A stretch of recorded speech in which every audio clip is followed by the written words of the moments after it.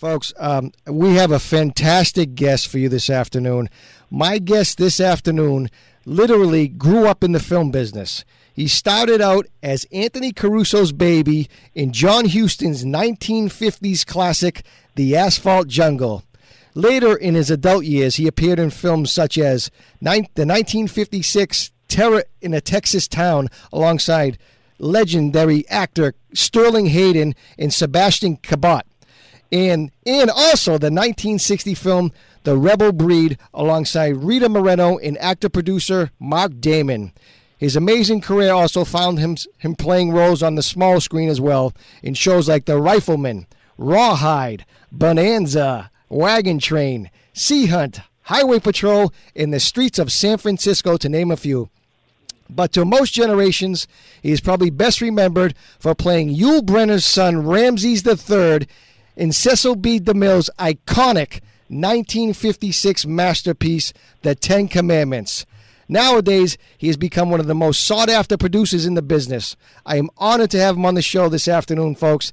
Actor and producer, Mr. EUGENE Mazzola. EUGENE, thank you so much for taking the time to do this show this afternoon. Well, thank you very much. You took my breath away with all that intro. My goodness, you make me sound like I'm as old as Moses. Well, you worked with him, didn't you? I did. I kicked his staff, man. I kicked his staff. All right, EUGENE. I just want to get into it. I mean, like you came from a family background. Your dad started out in vaudeville. That's correct. He back in the day, he was working on a potato farm as a child in New Jersey, and decided it was time to move on when the circus came to town. So he ended up in the circus, and then in the vaudeville, eventually in Los Angeles as a stuntman, and then labor as a technician, and had 7 kids, all of us in the business. Wow, very interesting. Wow, I didn't know that all you guys were in the business. That's amazing. Was your mother in the business as well? You know, my mom was, she was a stage mom. My brothers and sisters who were older than me, they also worked, so she was a stage mom for them. When I came along, I got really busy, so she was with me most of the time. But she did have the chance to work on a couple projects, one of which was no less than Godfather 2. Oh, so goodness. she played a role in Godfather 2, and then... Who was she? Who was she in the Godfather 2? She was I can't remember the character's name, but she was the lady who was going to be kicked out of her apartment, and so De Niro's wife... Oh, with Frank Severo. Frank Severo was in that scene. Oh, it was with the landlord. Exactly. Yes, she was sitting there crying because she had no place to go. That was your mother. You know. That was your mother. That was my mother. Oh my God, I had Frank Severo on a couple weeks ago. He was be darned. Yeah. That was my mom, and so the crazy thing is that my grandparents were all immigrants from Italy, and my mother's side of the family was from Sicily. So she was actually speaking the authentic Sicilian of the day, because that's what she grew up speaking. It's funny because I'm a first-generation Italian. My parents are from Avellino. I understand. I speak fluent. I mean, I like to think I do, but and I understand it as well. But the Sicilian dialect, like you say, is a little bit different. You know what I mean? And especially before World War II. So there was a lot of transition in Italy during that process, and the Sicilians were then the Italian language, the proper Italian language, if you can call it proper, was brought to Sicily, and then they were forced to speak the proper Italian. But the truth is, they still have their colloquialisms, and so they still have a slight accent. Yeah. Yes, that's correct. It's funny. It's funny you mentioned that. So the rent stays a before. That's the scene. The rent stays before. The rent stays a before. Sure, the dog can stay. I can go. I know like over every line. Yeah, the dog can. Oh yeah, you can have it all. It's all good. Yeah, it's all good. I'll take $5 off the top. I'll take $5 off.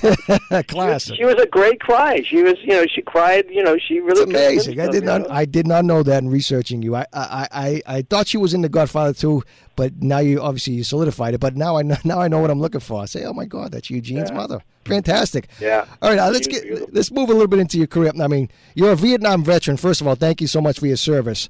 And you enrolled into college in 1972. In 1972, you produced your first film, Joyride, with Desi Arnaz Jr., Melody Griffith, and Robert Carradine. Talk about, you also the Death Wish producer, Hal Landers, as well. Talk a little bit about the challenge of producing your first film. It was a challenge. I had actually been working as an assistant director and production manager in the TV commercial world as well as the feature world, and had started a little business. I had an office at Goldwyn Studios, and I did shooting schedules and budgets. And so, you're like a line producer. You were a line producer? Yeah, exactly. And but I would sell them. So, people would come to me with a script and they were going to pitch something, and so they needed a schedule and a budget. I would whip out a schedule and budget for them. And so, Bruce Cone Curtis came to me and said he needed a budget. Well, I did the budget. He said, "Well, you can't make this movie for this money." I said, "Yes, I can." And he goes, "All right, then you produce it." Okay. So that was my first deal. I line produced it. Wow. We shot it in Washington State, where I now live, but we shot it here, and we had a great time. Melanie was, the whole cast was just such a great cast. They were so much fun. Wow, very interesting. I want to ask you, because like I said, you've been in the industry, your whole entire life. Your family's been in it. Like I said, in your intro, you were in Bonanza, Wagon Train.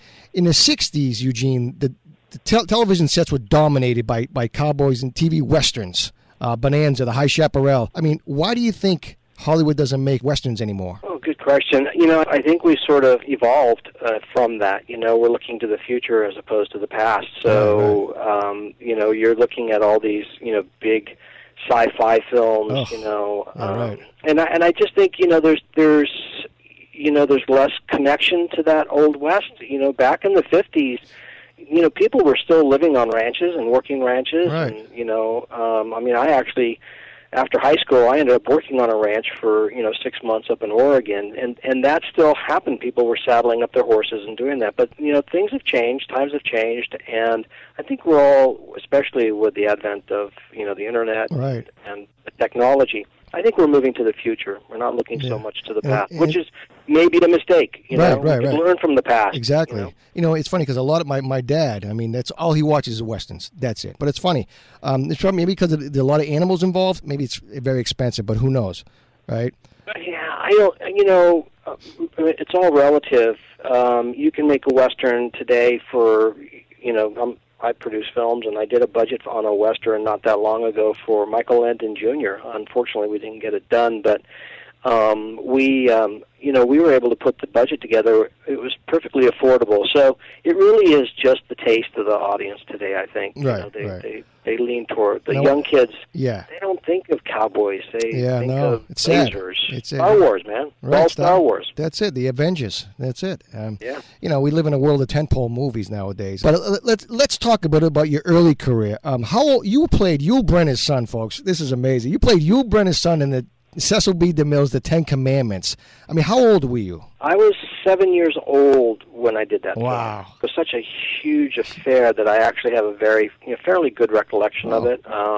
Because it's a long time ago. But that was quite remarkable. I was Catherine Oz. I'm going to forget her name now. Wrote a book called Written in Stone, which details a lot of the making of that film. She interviewed me for that, and it was quite an event. I was on that movie for almost 3 months for the little bit that I was on screen, and I'd go to school every day at Paramount, and it was great fun. DeMille had this thing where he wouldn't let you on the set unless you were in wardrobe. So you couldn't just, as an actor, you couldn't just go and hang out on the set with people. You were only on set if you were an actor or if you were in wardrobe, and I'd get in wardrobe and just go hang out on the set, and I just remember it being so grand and so huge, as it was, Right. I mean, by all accounts, from what I've read about it, they had 14,000 extras and 15,000 animals. Yeah, I think some of that probably was in Egypt. I know there were certainly tons and tons of extras in Los Angeles at Paramount, for what we were doing. But those great big huge scenes, so many of those were done in Egypt. Actually, there were probably more than that at one point. With the Exodus, I mean, that was just a spectacularly huge incredible event. Cecil B. DeMille was known for being a master showman. I mean, for its time, 1956, 55, 56, when they filmed it, The Ten Commandments was considered ahead of its time in terms of special effects. Yeah, I know. And you look at the effects now and you go, that looks pretty elementary. Yeah, right. You can see the blue screen, you can see the compositing. Yeah. But, that was different. Tripod in the Red Sea. Tripod in the Red Sea, right. Yeah, I mean, the parting of the Red Sea was hysterical, right? They had, like 4 huge water tanks. Right, the dump tanks. I think I remember this properly on the back lot in Hollywood, not out in the country, but right there in Hollywood. I believe that. Are they still there? I think they're still there. It's been a while since I've been down there. I know the blue screen that was there for millions of years. I think it's still there. I don't know that the tanks are, quite honestly. But they just poured the tanks. They just poured the tanks into their tank there, into the water tank that they had, and they didn't like the water was flowing too quickly, so they added gelatin to it, to make it a little thicker. But it was all, and then they just showed it in reverse, which was crazy. I mean, it was like avant-garde, you know what I mean? We'll just project this in reverse. That'll look normal. Yeah, try that. See what happens. Amazing. But like I said, that was a big deal back then. I mean, think about that, and that, compared to today, obviously. Working with Cecil B. DeMille, do you have any memory of working with him? I mean, if he ever gave you any direction? Oh yeah, I mean, if you watch the movie, I projected a lot of attitude in that film. I'd like to think I really wasn't that kid, but I projected a lot of attitude. So I'm hoping I was acting. But he was sort of, he let the actors go. He was, he choreographed the scenes. He said what he wanted, where to go, what to do, when to do it. But he didn't tell you, really what to do. So he let the actors perform, and you can see it because, there's so many different varieties. But that film is so transitional in terms of the style of acting. You had Anne Baxter in there, who was still very much vamping, and from the 30s and 40s, and then you had Charlton Heston, who was trying to be more, more modern in his approach to acting, and Yul Brynner, of course, was just perfectly natural. But it was fantastic. It was great. There's a really funny story, because I would hang out on the set when I was in wardrobe, and I'd go hang out by him, and at one point he had a megaphone, not the old-fashioned kind, but an electronic megaphone, or actually it was a speaker system with a microphone is what it was. And at one point he said, Eugene, you want to call this one? And so, I'm like, 7 years old, and I'm saying, okay, quiet on the set, and it was really great fun. It was great. Well, I can imagine. It must have been amazing. He was awesome. I mean, politics aside, I mean, there was right. His history is very colorful, but for me as a child, he was fantastic. The whole set was fantastic. Everybody was, it was a great. Now, Charlton Heston, from what I observed and what I've read, it was a very, in terms of physically, he was imposing. Now, I read that Yul Brynner actually worked out to try to offset his muscles, because he looked pretty buff in that, Yul Brynner. I think he was serious about. Look, the guy was physically fit. I mean, he was much more fit than anybody else was. I mean, and he was pretty ripped. Charlton was a little bit more Hollywood in his his stature. But it's interesting because Yul Brenner was very reserved, and I can remember to this day his fingers. I remember the thing that surprised me. I mean, was his fingers were all yellow. I mean, it was. Yeah. And so I asked my mom about it. She goes, "Oh, that's from the cigarettes." This guy lit cigarette from cigarette. I mean, he was a chain smoker, and his fingers were all stained from the tobacco and the nicotine. Right. And the famous commercial. When you see this commercial, I'll be dead. Yeah. Amazing. I mean, it was just horrific. I mean, because he was such a nice guy. It was interesting though. Charlton Heston was really super nice too. Again, politics. Aside, whatever your beliefs and feelings are about politics, but he was, of all the people, my parents loved to go to Vegas, for holidays and stuff, and we bumped into him a couple times in Vegas, and we bumped into him at events and things around, and all my life, that man remembered me. As I grew up from that little kid, he was at a political event in Seattle back in 1983 or something like that, I can't remember the year, and I remember they invited me because the people knew that I knew him, and I went to this event. And he goes, there he is, the Pharaoh's son. I mean, the guy was like, I'm like 40 years old, I mean, whatever it is. And the guy, there he is, the Pharaoh's son. he was just the nicest, most genuine guy. He really was super. Eugene, maybe I want to ask you. Maybe we can solve this mystery. Who played the voice of God? That was DeMille. Was it DeMille? Because I'm almost certain it was DeMille. Because there's rumors that it was Charlton Heston. No. You know, I'm almost certain it was DeMille. Are you kidding? You think he would turn that over to somebody else? Yeah, exactly. He's a master showman. I don't think so. I'm pretty sure that was Papa. Yeah, right. Wow. Fantastic, amazing. I want to ask you, because you're a producer as well, and you're still in the industry, as you know, I believe your whole family is. You know, we talked about the Avengers and this, you know, the special effects they got nowadays as compared to the old days.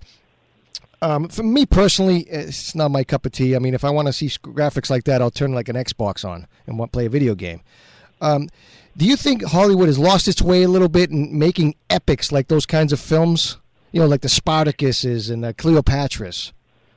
No, I don't think they've lost their way. You know, I mean, in terms of content, maybe in terms of content and stories, I meant. You know what I mean?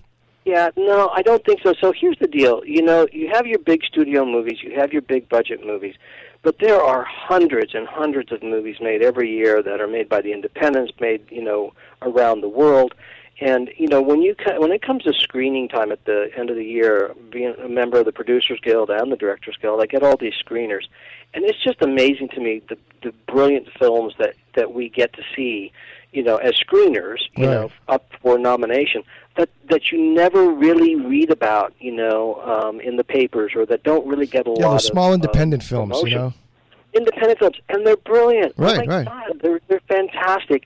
But you know, there's only so many advertising dollars, and when you spend the big bucks, you've got the formulas. If the formula works, it works. I mean, you know, so I don't begrudge the studios for doing those big films. I do wish the studios set aside money for the smaller films. Right. The independent films, it's really hard for them to sort of, you know, break through, you know, and they just don't have the marketing money. Right, and the good thing about obviously technology today is for a young filmmaker who doesn't. You know, he doesn't have the contacts, he doesn't have the connections. Nowadays, I mean, from everything I read, anyways, all these big blockbuster films, there's a meeting to have a meeting to have a meeting, and you get in there and there's 300 people, one guy from marketing, one guy from merchandising, one guy to talk about who knows what else he wants to talk about. But the technology has been beneficial to the young filmmaker who doesn't have the cash. He can do a Kickstarter maybe and raise some money, and he can put it on certain platforms and get some notoriety for it, maybe get into film festivals as well. Yeah, well, it's the good news and the bad news, isn't it? I mean, so there's an awful lot of, you know, early career projects that are horrific. They're just terrible. Yeah, right. People, you know, they invest, you know, some money into it. They think they're gonna, you know, they're gonna get a movie out of it. And, yeah, Ishtar. You know, again, Ishtar. I think, you know, I do believe in the studio system. I don't think they've lost their way. I do think, though, that it would be an interesting experiment on their part to set aside money for the independents to sort of, you know, nurture along some of those young filmmakers and writers and directors that are really talented, you know. I mean, it's just something that they did all the time in the past. You know, they developed directors in the contract days. You're right. They had rooms of writers back in the contract days, and they just sort of lost their way in that respect. But I do think, you know, there's still the opportunity still exists. I mean, I'm in the independent world. I don't necessarily make studio films, and you know, I find that there's always somebody out there willing to finance, and always somebody willing to, you know. But I just wish we had the marketing money. We had the marketing. Real quick, other than the Ten Commandments, of course, that you appeared in, what's your favorite classic film? I think my favorite film of all time was probably Raging Bull. I mean, I don't know that any of my films are my favorite. I don't know that there's any film that I've either been in or made that is my favorite. Well, film. no, I mean in general. Sorry, I mean, yeah. Godfather 2. Of course, your mother's in it. Of course, it's got to be your favorite. Well, I just when I saw Godfather 1, I thought, oh my God, a gangster movie, and I had done Capone, with Ben Gazzara and Sylvester Stallone with Roger Corman, and I thought that was a pretty good little movie. As an assistant director, I did that, but when I saw Godfather 1, I thought, now that's a gangster movie. That's really a contemporary great. But when I saw Godfather 2, I went, oh, my God, this is remarkable. Amazing. Yeah. Amazing. I mean, Eugene, what can I say? This has been such a joy for me. It's been an actual treat for me. And from the bottom of my heart, thank you so much for taking the time out of your busy schedule. And if you want to see Eugene just the day before Easter Sunday on ABC, the 10 Commandments. So this has been a joy for me, and I appreciate you taking the time to do this show. And my pleasure, Mike. Continue success, and we'll definitely be in touch. And God bless you, and continue success. And that's it. Thank you so much. All right, thank you. It's been a lot of fun, and we can always do part 2. Yeah, we will. I definitely have you back on. Yeah, definitely have you back on. Stay in touch. We got each other's email. All right, man. All right, Eugene. Thank you so much. You. God bless. Take care. Bye bye. Bye-bye. Bye bye.